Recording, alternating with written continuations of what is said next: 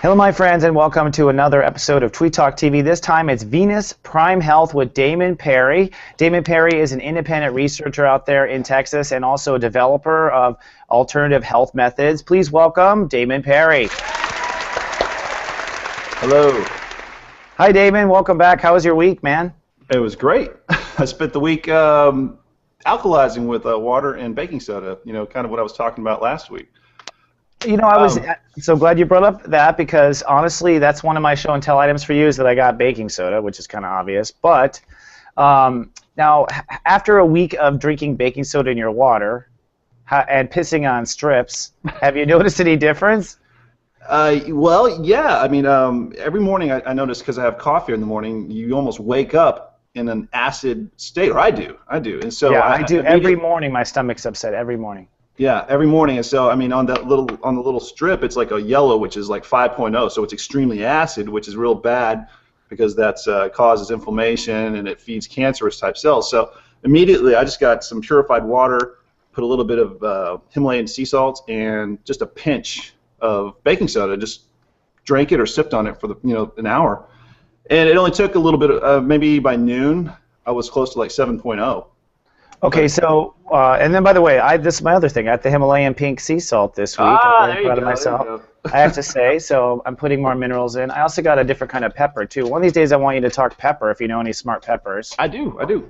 Okay, we'll definitely have to talk pepper. So, in the question of baking soda and whatnot, would you explain to us the pH scale for those who don't understand it? You said you were throwing out numbers, that you were a 5 and then you were a 7. Yeah. What's the scale? No, don't be sorry. Well, the scale. The only thing you really want to shoot for is 7.0. That's a pH balance. That's where you want to be. If you were eating an organic, natural diet, you would hover around that area because you'd have, alkaline foods would keep you in the 7.0.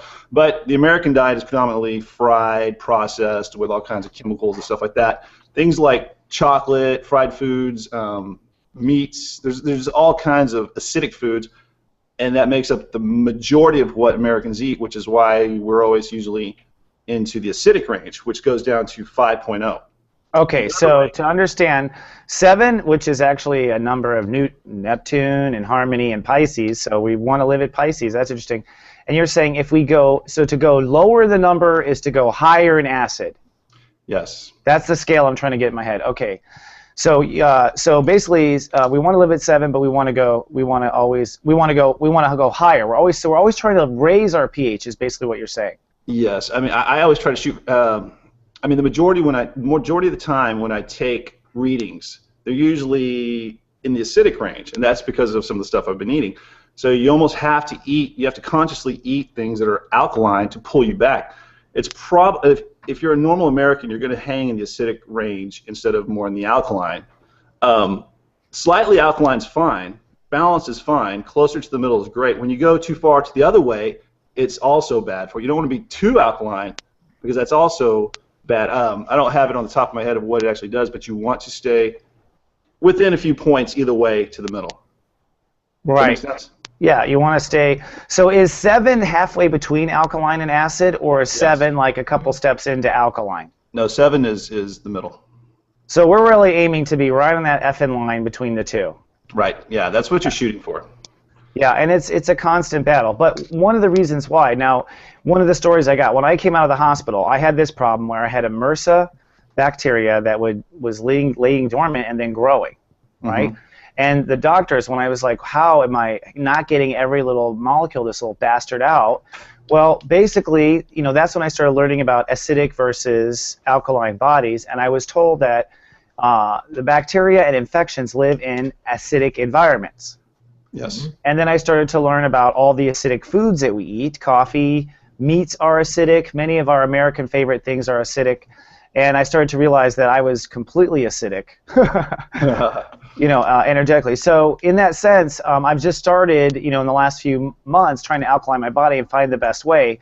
But my question to you is baking soda so far the best way? It seems like you're consuming a lot of baking soda. Well, I don't need a lot of baking soda. I mean, I don't take a lot. It's usually about a teaspoon a day, but I break it up. I'm not saying go out there and take a tablespoon of it because it's not needed. I mean, you can take just a pinch in your water and just kind of sip on it and break it up throughout the entire day. You can do things like eat cantaloupe. You can eat alkaline fruit and vegetables, and that'll help pull you into the balanced, more alkaline. It'll pull you away from the danger zone, basically.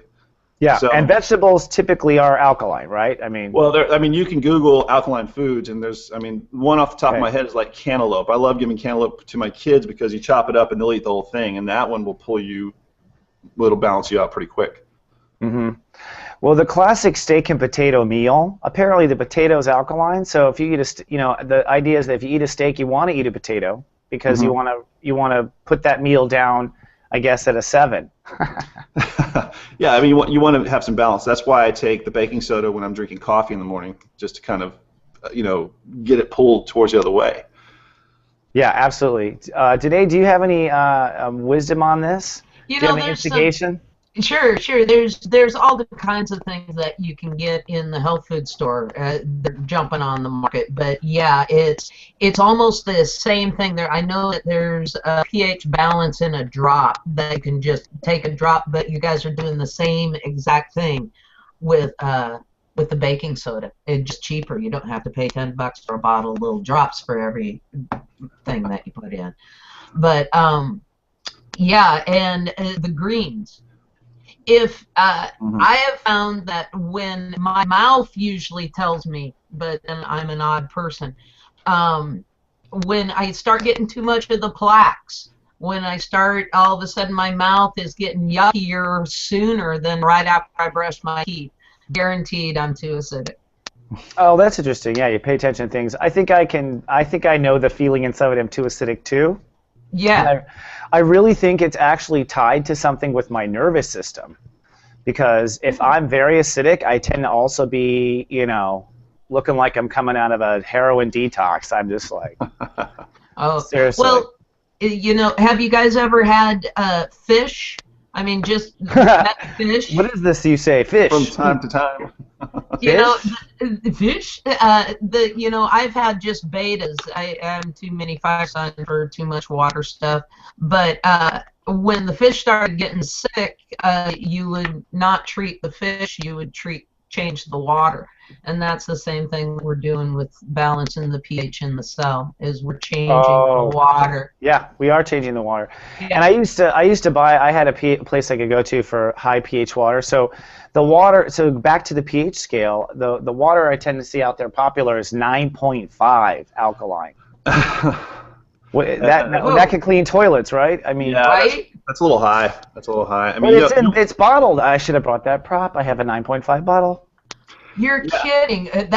You better be really damn toxic. Well, I am, Danae. I am. All right. Okay. Well, we hopefully don't not watch much the previous longer. shows. You'll know. That bottle of water could cure you. Well, they're bottling it. Well, I think that what I'm understanding in this conversation of Web Talk is that if they're bottling 9.5, they must be responding to Americans' as acid environment. Yes. Yeah. They're like neutralize. But yeah, it does help. I guess I'll put in one more prop here, and this will wrap up our talk of last week. Last week's talk was the top 10 ways to jumpstart your health. And we've been talking about baking soda and alkalining water. Another thing you said was getting off of sugar. Now, I got raw cane sugar versus processed. I know it's not great, but I wasn't really loving the stevia thing. My mouth is craving sweets at night. I need to... I got a custom bag. I won't get it right now, but it's stevia, erythritol, and xylitol blended up together. And this stuff sounds like something on Beverly Housewives. Hey, Damon got a custom bag. Yeah, the Houston Housewives mix. Well, yeah, I got this. Yeah, just put a little bit of this in this, honey. You won't even notice the day. Okay.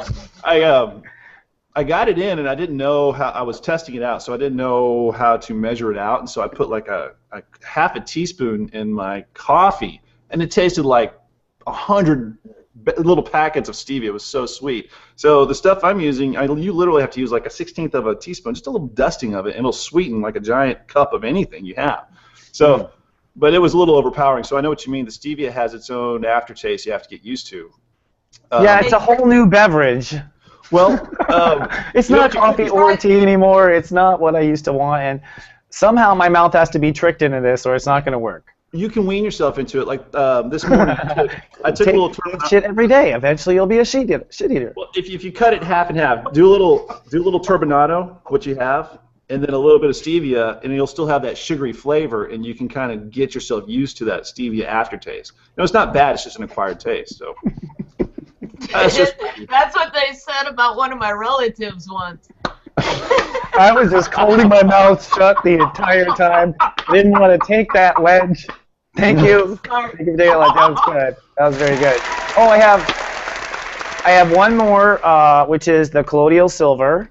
Ah, all right. I recommend it. I did this too, and this came in I noticed that there are different parts per million. Mm-hmm. This one, and I also noticed, which was kind of interesting, folks, that they sell this in a spray for your throat. Mm-hmm. So I have to say, when I put this topical on a wound, I have to say the wound heals much faster. I don't know why with this, but I've been putting some droplets of this in my water too every day. So thank you for that. That was last week in the top 10 ways to jumpstart your health. Yeah. All right. So this week, Damon, you're going to give us another hot top 10. What is this week's top 10? This week, our top 10, we're going to say top 10 ways to avoid cancer. Oh, great. I'm sorry, that's all the time we have this week, folks. Gotta go. A little too serious. It's not a sexy topic, but... All right, well, okay. It's okay. No, it's good. Cancer is sexy. It gets good ratings on TV. It's a sexy topic. It does. Sexy topic. And important, because cancer is, at the end of the day, like #2 killer, right? Yeah, it's they said most Americans, I think 1 out of every 2 is going to die from. You're either going to die from cancer or heart disease, is what they say by the statistics. So. Wait, 1 out of every 2? That means half of us will die of one. Yeah, you're basically going to die of cancer, or according to the government, you're going to die of cancer, or you're going to have a heart attack. That's their plan. Right. Okay. Right. My plan. Right. That's somebody's big brother plan. I'm not dying of heart disease. Okay. And before we get into this little list, we'll say this is what I've come up with. This is not the de facto end all be all, but these are very important to avoid cancer. And this is my little blurb on this. I see a lot of people running for the cure, racing for the cure, and buying pink. Now, this isn't going to be a popular opinion, but this is my opinion. If you're giving lots of money and raising money for the cure, for like Susan G. Komen and these guys, a lot of the money goes to running the actual foundation, and a small portion of it goes to the pharmaceutical companies who are not looking for a cure, because if they find a cure, they'll be out of business. So it's business 101. So what they're looking for are patentable drugs that will keep you alive with cancer as long as possible, as they drain your bank account and drain your insurance.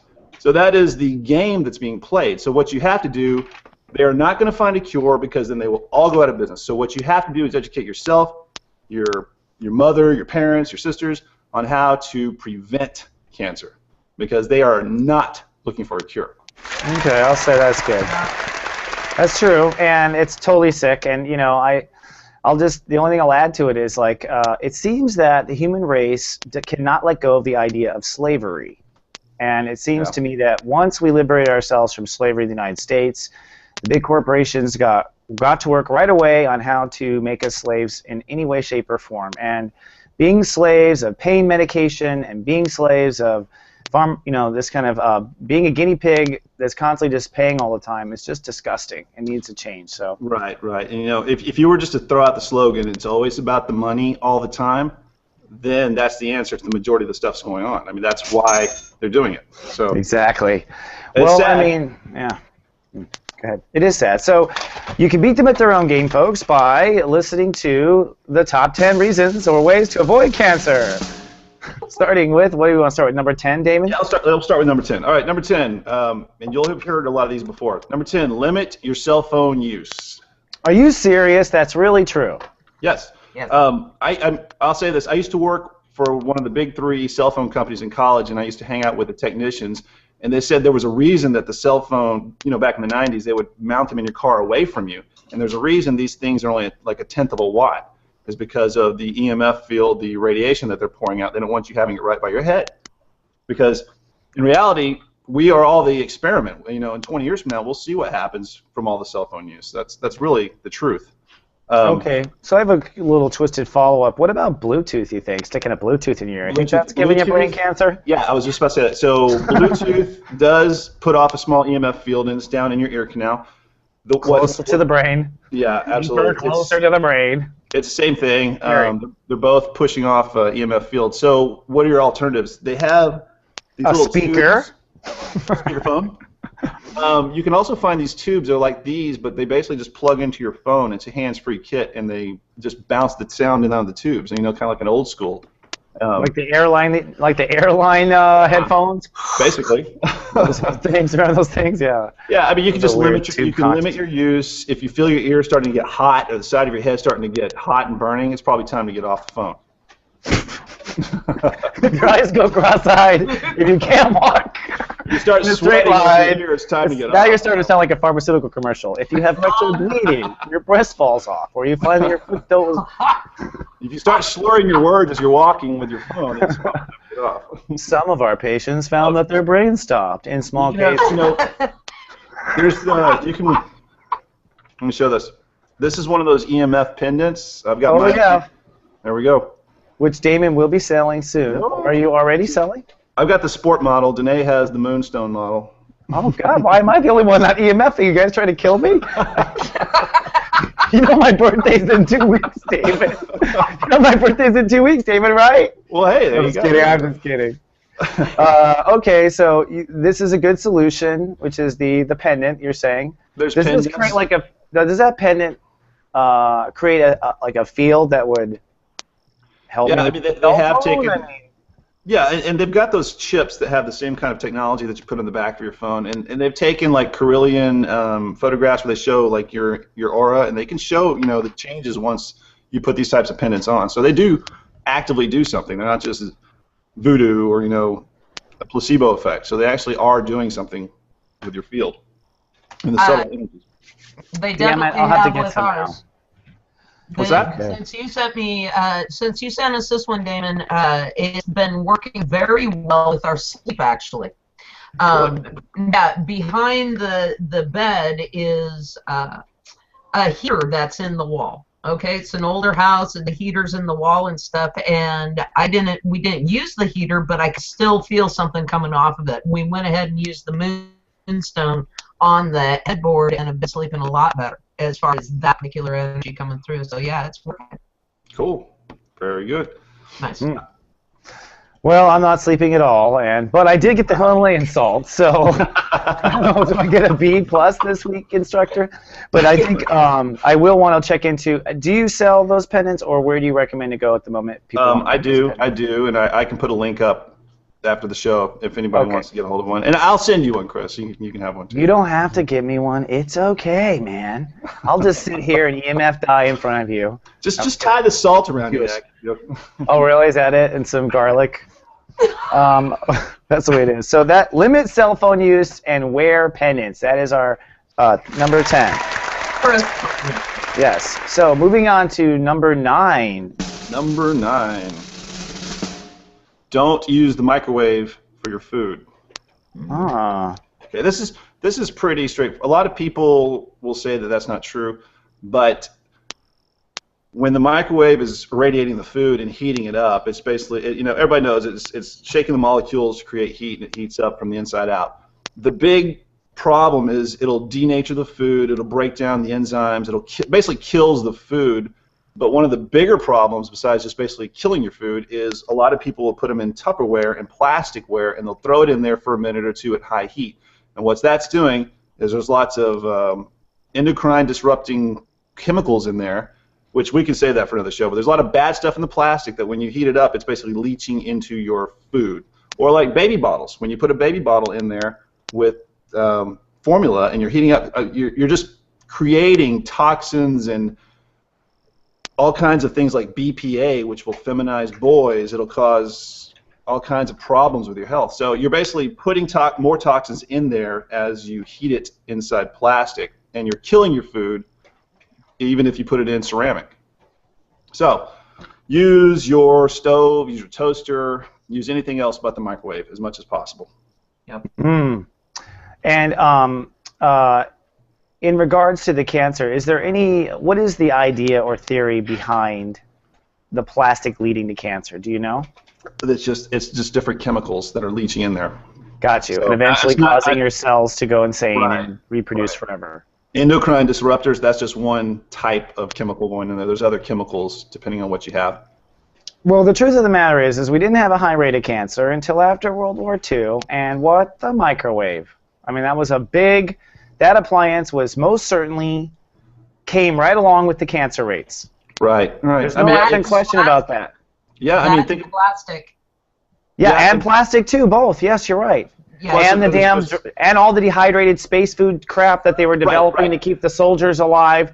That they were like, we just kept the soldiers alive on this crap for 4 years. Let's sell it to the public. It's called Betty Crocker. Yeah, that's what I was going to say. You're basically putting frankenfood in there anyway, so it's already got frankenfood. So you're nuking the frankenfood and the plastics, and so you really don't know what you're creating in that food that you're giving to your kids and stuff like that. So I mean, there's probably stuff besides the plastic in the food itself, the processed food that kids are nuking, Hot Pockets and stuff like that, that they're just consuming at a huge rate. I just want to throw out there for a topic. Is just one day we should do baby stuff. One day, Damon. You've had too many. I always wonder about the formula that they're on, like that formula over a breast milk. And I'm sorry, Danae, what were you saying?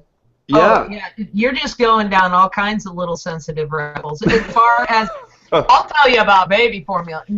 As far as the nuking. If somebody wants to ever run an experiment, this is really kind of telling. If you take I can't believe it's not butter, tub of whatever that is, and you take the top off of it and you just set it outside, no insect will go near it. Oh. No fly, no dog, no anybody is going to go near that stuff. And according to the research that I read, and I don't know where the study came from, but they say that when you nuke your food in the microwave, it changes the molecular structure to one molecule away from a tub of large stuff of I can't believe it's not butter or whatever that hydrogenated oil is. So that's what it actually does to your food, that it takes it within one molecule of something that a fly won't touch. Well, I believe it. Well, what has propelled me to stay out of the microwave as much as possible has been the idea really of spiritual consciousness in food. And the idea that, I already know that if you consume animal consciousness that's full of fear, we eat that fear, we digest that fear, we store that fear for the winter energetically. So from the perspective of microwaving, you are making it, you're killing off all the consciousness and, in my opinion, eliminating the nutrition, at least some nutrition that we don't measure yet. Yeah. I agree. I mean, the food is already depleted from nutrients anyway, because after World War II, they started not rotating the crops and using chemicals in the soil. So a lot of the minerals and vitamin contents are way less than they used to be. So you're getting a lot of nutrient-deficient food anyway, and then you're killing what you do have inside the microwave. So it's a one-two punch. So what's keeping us alive? Gatorade? How are Americans even surviving? Well, See, that's why, it's like down to slavery, slave rations, slave portions. Well, that's why they have the war on cancer and the war on this and the war on that in the war. Yeah, like the cancer rates. The cancer rates are going through the roof still because it's still going up. They're not doing anything about it. It's just getting worse and worse and worse. That's because in America we make money on war. That's right. And cancer. I don't care what war it is. Cancer. It's very true. Well, on that happy note, why don't we move on to the third way to avoid cancer. It's the happiest show we've ever done. Buy natural laundry detergent. What? What's that? Yeah, natural laundry detergent. The laundry detergents that we're using for the clothes that you're putting on your kids, they leave a chemical residue on your clothes, and your skin will absorb these toxins that's coming through in your detergent. And there's a lot of long names: petroleum distillates, linear alkyl sodium sulfonates, phenol sodium hypochlorite, stuff like that, bleach. So there's lots of chemicals that you really can't pronounce that are being absorbed by your children and by us via your clothes and your skin, the largest organ that you have. So you can go to Kroger, you can go to any natural Whole Foods, and they're going to have a lot of an entire natural line. I've seen many, many different types. I don't have one off the top of my head. Danae, do you know of any? Yeah, I can, Nature's Gate is one particular company that does it. Seventh Generation is also another company that has put out natural laundry detergent. I'll come up with a way that I've got a recipe for my own, okay, that we have made. Oh, really? Slaying pigs and making lye? No shit. You know it. You know it. No, it's a combination. You know? She's like, come on down to Colorado where we make our own laundry detergent. Yeah. Well, believe it or not, we can. No, I like it. They got it. Bring me back to social studies, 4th grade, man. Go for it. I'll go ahead and I'll provide you the recipe for it so that you can have it. In my own personal opinion, we need a little bit better stain removing. Nature doesn't have a solution for stain removing? Yeah, the stain removal on the old-fashioned recipe that I have isn't the best, and it isn't the best on, that kind of like, that sour towel smell. If towels have been sitting there and they've been getting some bacteria, what a sour smell is. Yeah. If that has been sitting in the towels for too long, with this other stuff, it doesn't work very well. So I'm still trying to figure out what essential oils to add to it so that it helps with that type of stuff. So, but I can at least give you the natural recipe for it. All right. Well, and there's some Texan who owns a detergent company out there going, yeah, see, now that's why you got to use the chemicals, because you can't get the stains out. That's right. That's why they went to it. But I think we can come up with something clever. Well, I'll say this. I happen to know this. This might be my dead grandmother talking to me right now, but my grandmother's recipe for stains, and she was a farm girl, was actually to put lemon juice on the stain and put the fabric in the sun. Yeah. And she would let the sun unstain it, and apparently it worked. Yeah, and that does work. What I'm looking for is something that doesn't make me have to do that I can dump in there like I can Tide. You just want a little detergent thing you can throw in there and just say it's done. That's right, and unfortunately that's what's led us to here is our own dang laziness, but yeah. Okay. Yeah, that's true. Well, we need a Nature's Gate pouch. Okay. Nature's Gate pouch is what we need, Nature's Gate. But Nature's Gate can contact us. So that's very good. You're right, detergent makes a lot of sense. And, if you're talking about chemicals infiltrating the body, if you wash your clothes in chemicals and then wear the chemicals all day and then sweat in the clothes, which means your pores open up, and through perspiration, do an exchange of elements there through good old osmosis from high school or whatever, you literally are breathing in chemicals. Yeah. Makes total sense. Very good. Very good. All right, sir. We're on to number 4. 7. Number 7. Along the lines of that, make your own natural home cleaners. Yes, it is number 7. I'm sorry. 4 in the list from my list. I'm sorry. I'm taking notes. So say again, sir. Make your own. Make your own home cleaners. A lot of the cleaners we're all using for just cleaning the house, like Ajax, Lysol, bleach, Windex, all that kind of stuff. They have toxic fumes that people are breathing in, and you can use what Danae was talking about. You can use lemon, you can use vinegar, you can use all the grandma's formulas, and they work just as good. I think vinegar cleans like everything, doesn't it? Yeah. Vinegar. And if you use essential oils like, say, lavender, lavender is an antibacterial, antiviral, anti-inflammatory, anti. So if you take just water and a little bit of vinegar, maybe I would put maybe 2 tablespoons into a squirt bottle of the vinegar, fill it up with water, and put yourself probably 8 to 10 drops of lavender and a couple of drops of peppermint. You've got a full bottle of cleanser that works great. Yeah. I mean, there's a lot of name brands that are putting essential oils, in their toxic versions, aren't they? They put a lot of flowers and make it look all nice and pretty, but it's still the bad stuff. Yeah, you can do it for cheaper and just as efficient and effective. Our new lavender sulfuric acid. It's so funny. But like, what about though? Here's the thing with that old natural. They have gotten us, guys, in the sense that our mind wants like suds. Like we have this association with suds and shiny that makes it clean. Yes. Those old naturals are kind of like, European girl with a lot of hair under her arm. It's just a little weird. You don't always get what you're looking for as an American for that American clean. Okay, then I say down to the DNA clean. Okay, so get peppermint oil. Oh, really? It'll give you that satisfaction of clean? Okay. Yes. Peppermint oil added to it is going to take any of your grease layers off, when you're cleaning with it.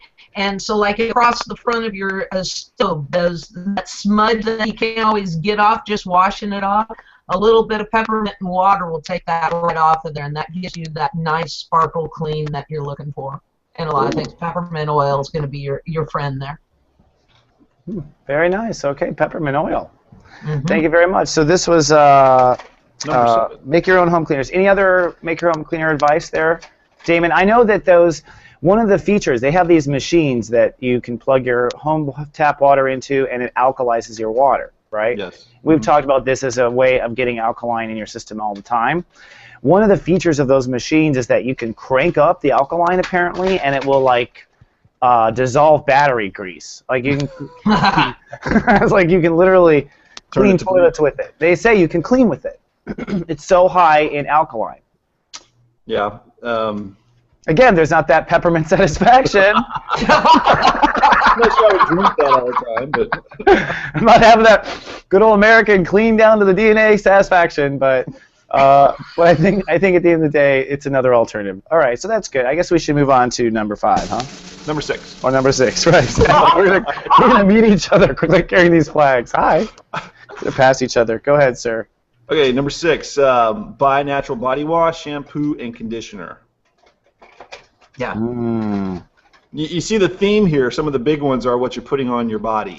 So. Oh yeah. Yeah, but the body wash. What you were talking about, people want to see that suds in their hair. What that is I think it's sodium lauryl sulfate, which is toxic, but that is what causes the suds in everything. That's what people want, and they put it in there. I read this. They put it in there because people want to feel the suds because they think that's what makes it work. Versus, it's just a warm and fuzzy that it's working, but the stuff doing it is toxic. That's so true. So are you telling me God doesn't offer suds naturally? Nope. No, God does offer suds naturally. Oh yeah, what are those natural suds? Yucca root. Yucca root, really? Yucca root. It goes back to a Native American tradition that, if they were going to remarry, like say that they lost their partner due to whatever and they wanted to remarry, they had to get them down to their original purity, their virginity, and they would actually use the yucca root, and it has an incredible amount of sudsing agent to it. So yeah, dip a yucca out there in Texas and start see if that root doesn't start sudsing up when you add water to it. I'm gonna have to check that out. So we're getting the super Danae cleaner formula. It includes it includes peppermint. We're getting the secret batch, the stuff that she's making on the farm. We'll know soon. Stay tuned. That's very good. All right, so buy natural. Now, what about? Hold on. What about deodorant? Now, I know deodorant in that last item is a big deal because there's heavy metals in the chemical deodorants, right, Damon? Yeah, So have you done experimenting with natural? Let's go ahead. Here's what we're going to do. We're going to jump ahead because that's number 4. You keep trying to say number 4. So number 4 is along the same lines as deodorant. Okay. You said natural. I'm sorry. You said body wash. No, it's fine. I figured it was that one. All right. We can talk about it if we want to. Deodorant. The bad things about deodorant, aluminum, obviously. The soft metals cause all kinds of havoc with your system. Parabens, triclosan. There's all kinds of things in there. I mean, those are some of the big ones. Fragrance. So, some people say that it causes problems because it keeps you from sweating, but we have already discussed that, last week or the week before, that you don't remove a lot of the toxins through your armpits by sweating. What you want to be worried about is the absorption of all these bad things, especially the aluminum. So there's lots and lots of different types of natural versions, and And actually, I have one that I've been using, and I'm actually got to stop. It's Arm & Hammer Essentials. It's natural, but it actually, after I've been using it, actually has burned the underside right here. It's causing it to turn red. And I looked into it. It still has triclosan in it. So everything else in it is fine, but the triclosan. So now I've got to drop it and go find a different brand. So, you know, even if it says natural, there's still some that have some bad things in there. So, yeah, have you found that's the thing. In the world of deodorant, I haven't really found, like I tried Tom's All Natural, and I'm sure Danae probably makes some on the farm. Danae, you'll get your second here. But but the ones I have tried, I didn't feel so natural, if you know what I mean. Yeah, there's more than just the ones at the grocery store. If you go to like a mom and pop owned shop, they're going to have a lot of other smaller brands that do smell better, you know, and do work.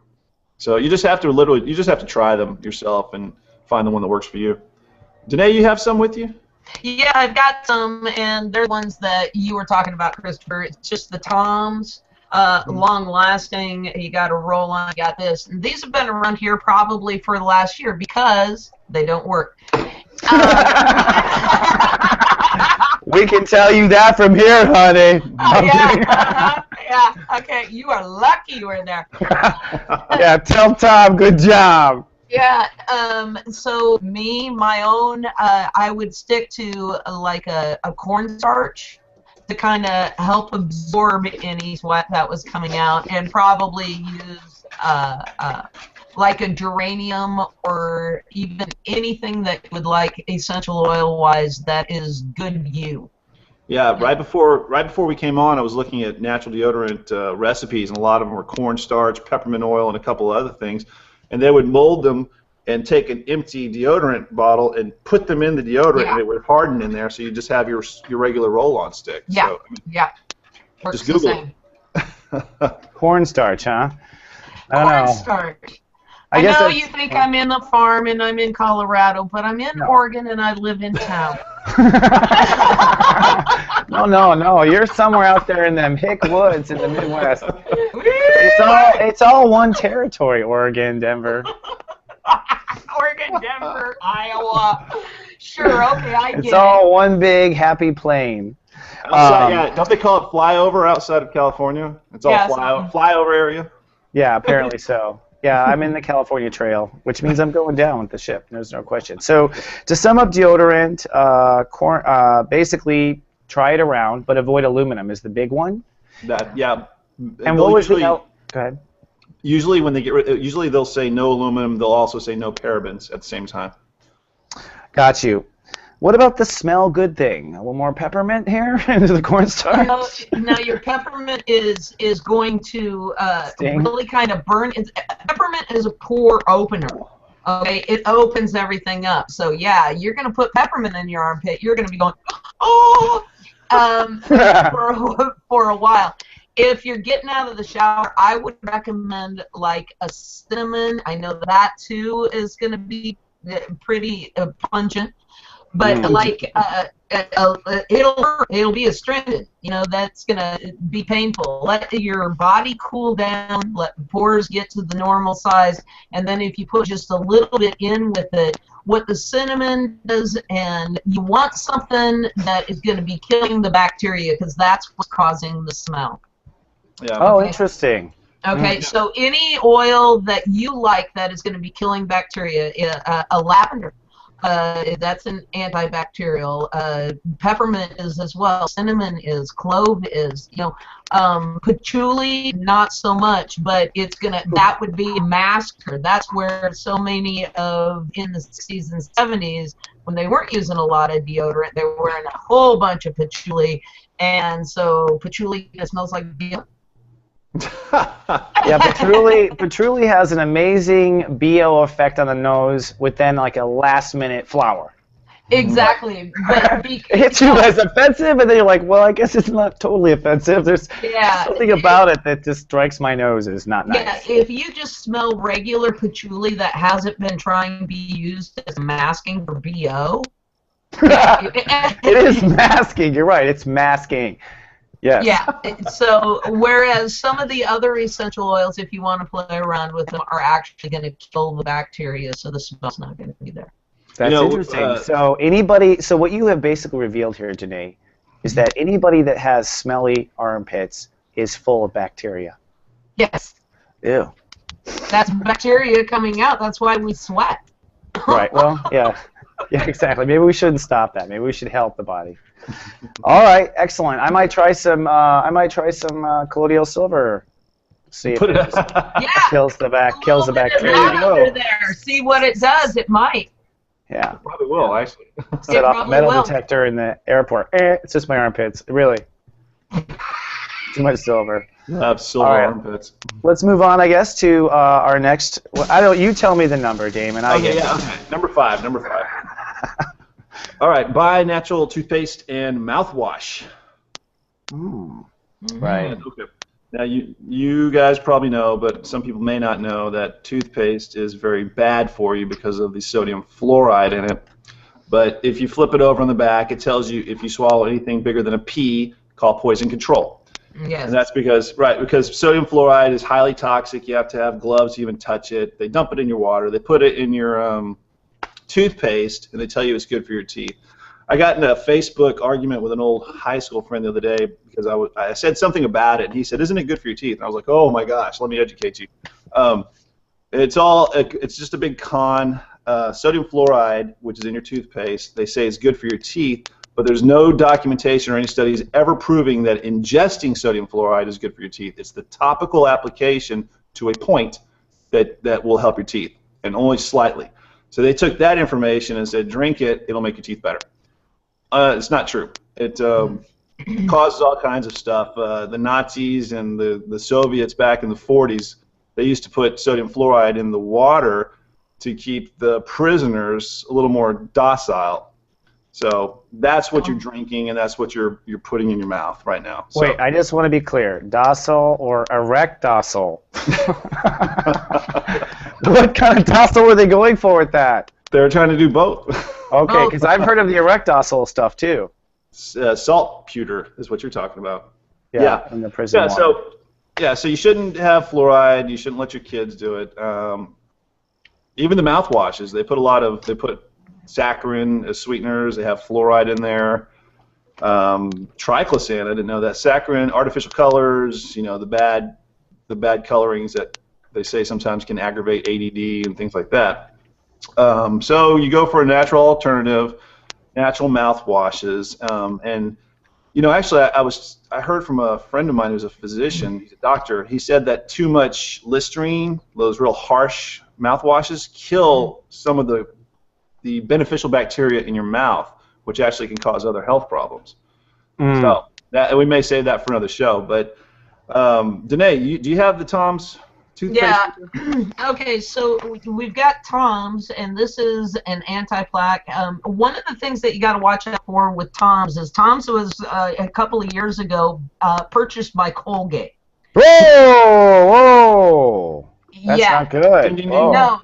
So the original. Just time before they go evil, isn't it? Yeah.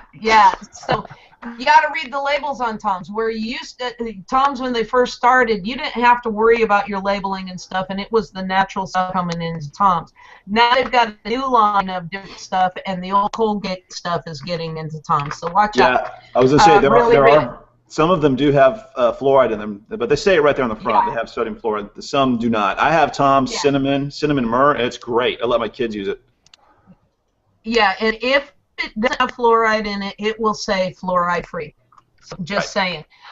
The other one that we've recently tried is Nature's Gate.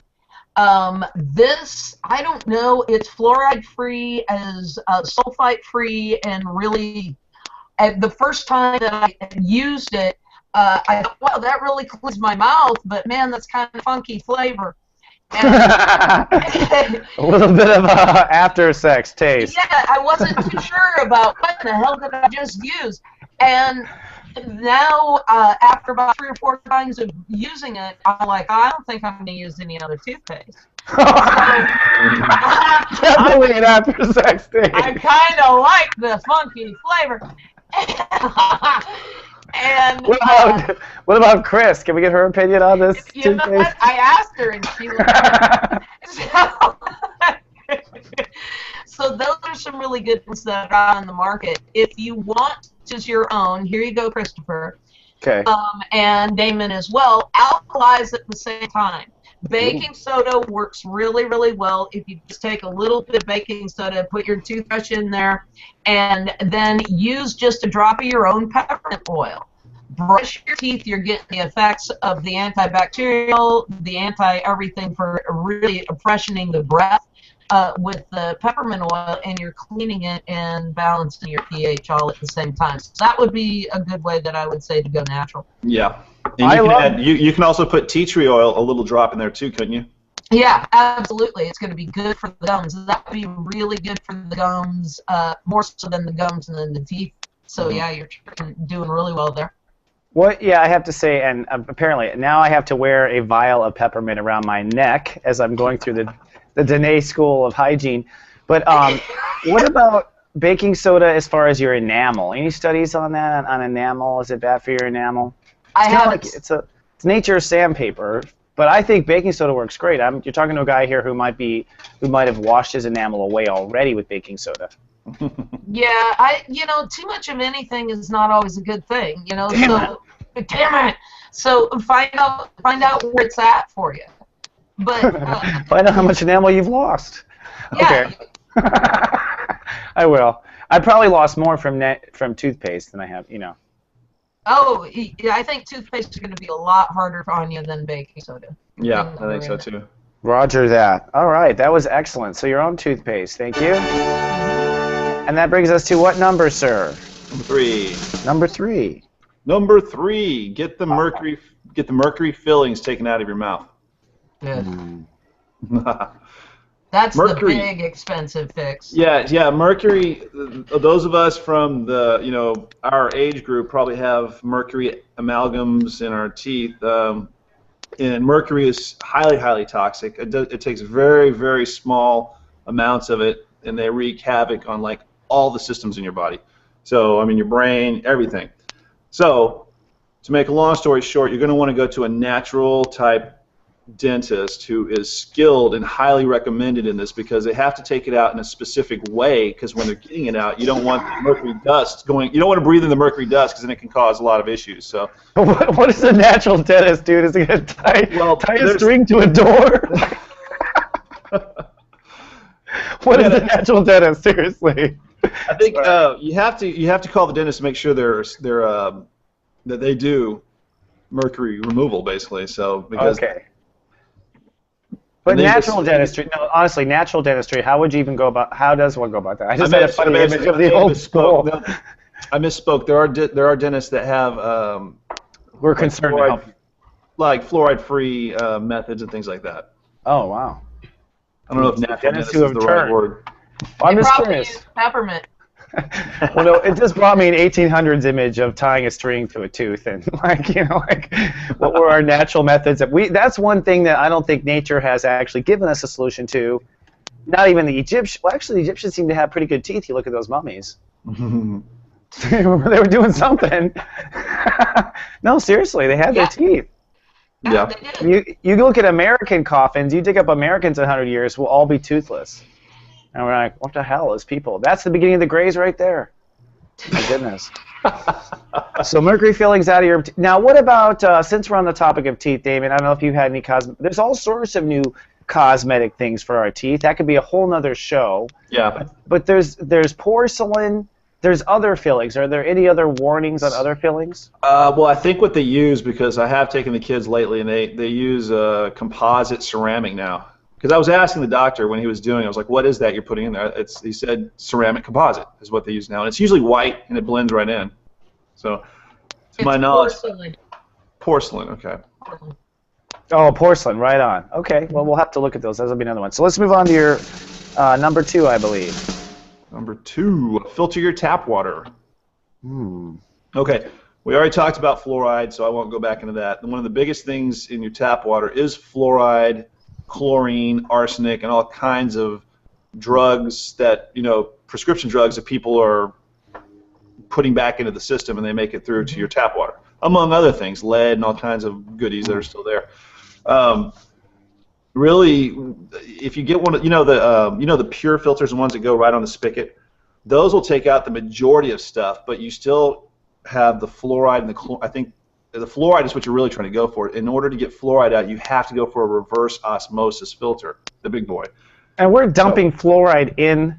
We're dumping it in. There's some old man somewhere dumping it into the water supply. The other day, I posted a video the other day, and they showed a guy. He had a gas mask on. He had these big gloves, and he had a big bag. It looked like fertilizer of fluoride. He opened up this door, and he just started dumping it in there, and it right into the pipe, going straight into the reservoir. So they're dumping super toxic poison straight into it. It's basically mass medication that nobody really knows about because they're all fluoridated, and they don't know to ask. So.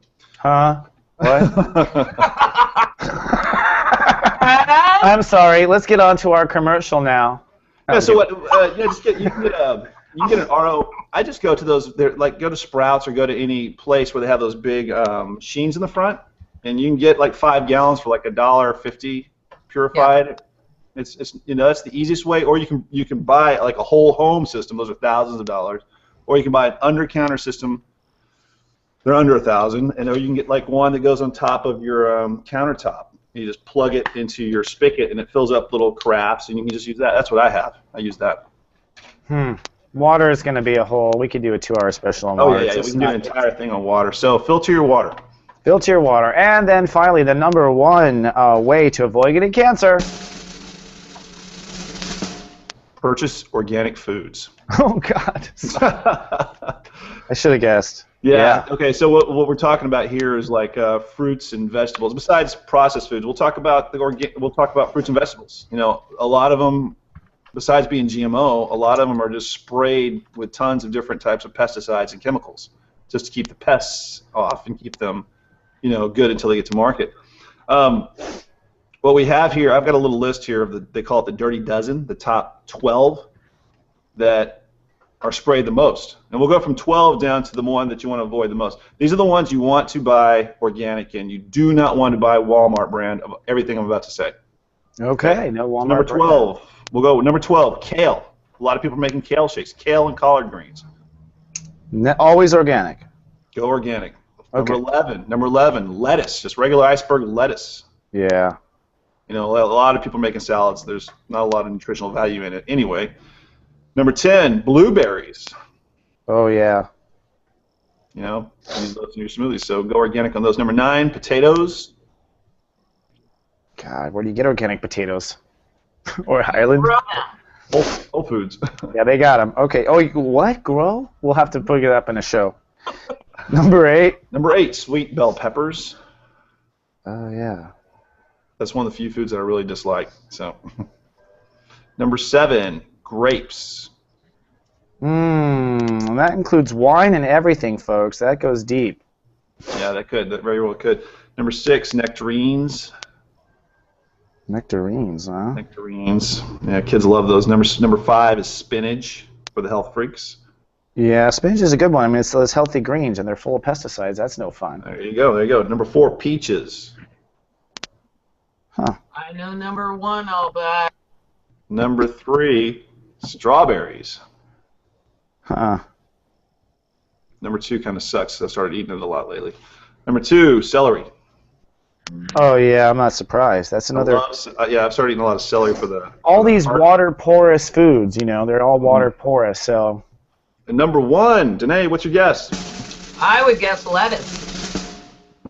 We already said lettuce. We already said lettuce? Okay, strawberries. Give me door number 3. What is it? So paying attention.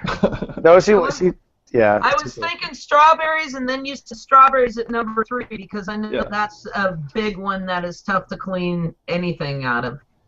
A blank a day keeps the doctor away is the worst. Apples. Oh, yeah, that makes sense. Yeah, apples. Organic apples. Organic apples. Yeah. But the nicest thing about the organic apples right now is people with enough foresight, they'd already planted the trees 15, 20 years ago, and now we're getting into the onslaught of some really nice organic apples being readily available nationwide. So fascinating. We had to wait for the trees to grow. Crap. Yeah. Oh, not just the trees to grow, but for something to be classified as organic, it has to be 10 years in non-treated soil. According to who? I want to talk about that sometime. I know we're out of time for this episode, but I'd like to talk sometime, you two, also is throw out in the hopper, is like, will the real organic labels stand up? How do we know? Who's really Monsanto in disguise? What's really organic? You know, like, okay. You know, there's natural and there's organic, and you already brought out Tom's got bought out by Evil Colgate. So now, we need ways to be able to know.